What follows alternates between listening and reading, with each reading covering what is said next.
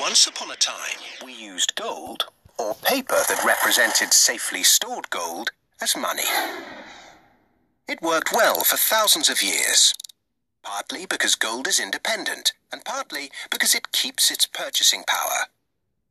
An ounce of gold buys you as much food, clothing, and energy as it did 50, or 150, or 1,550 years ago.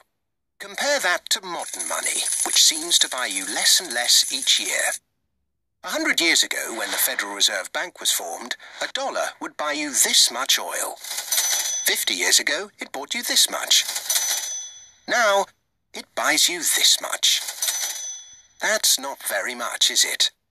In fact, in the 100 years since the Federal Reserve Bank was formed to protect the currency, the purchasing power of the dollar has fallen by this much.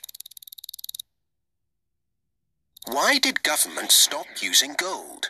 In 1914, the British and German governments were committed to various spending programs and World War I, a war that probably needn't have happened, and neither had the money or gold to pay for it. So they took their countries off the gold standard and, free of its restraints, printed the money they needed.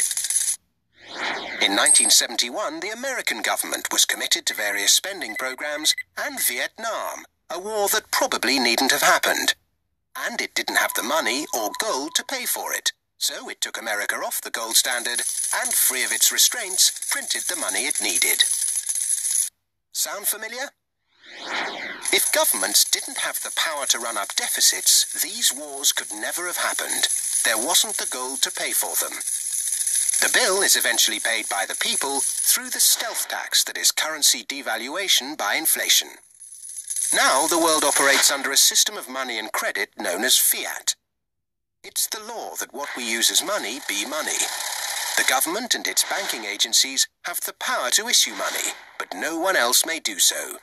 Unlike gold, of which there is a finite amount in the world, with this fiat system, there is no limit to how much money can be created, so inflation becomes inevitable. Look at the mess the UK and Germany got the world into after leaving the gold standard in 1914. World War I, German reparations, Weimar inflation, the rise of Hitler, and so on. Look at the mess the world has got itself into since 1971, when this fiat system became the global norm. An endless sea of wars, debt, poverty, social inequality, economic bubbles, rampant consumerism, and environmental rape. None of which could ever have happened to anything like the same extent, with that little bit of discipline and restraint imposed by gold. The ability to issue money is too much power for governments, banks, anybody, however well-intentioned. The best way to stop the abuse of power is to spread it as thinly and widely as possible. That's why we need to get back to a sound system of money. Unlike any bank, any corporation, any government, or any body, gold really is independent. Well, there you go. Hopefully you learned something there. Gold, it's been used for a long time, and silver. And today, what we've got is a fiat system, and this is why, well, just look around. It's a wonderful place we live in, just because everybody's very greedy and doesn't care to learn about where money comes from. They don't even teach it to kids anymore.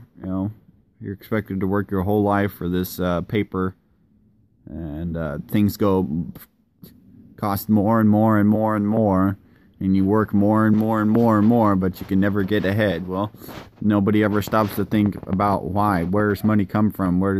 Who makes money? So, anyways, hope you enjoyed that. Take care, and till next time.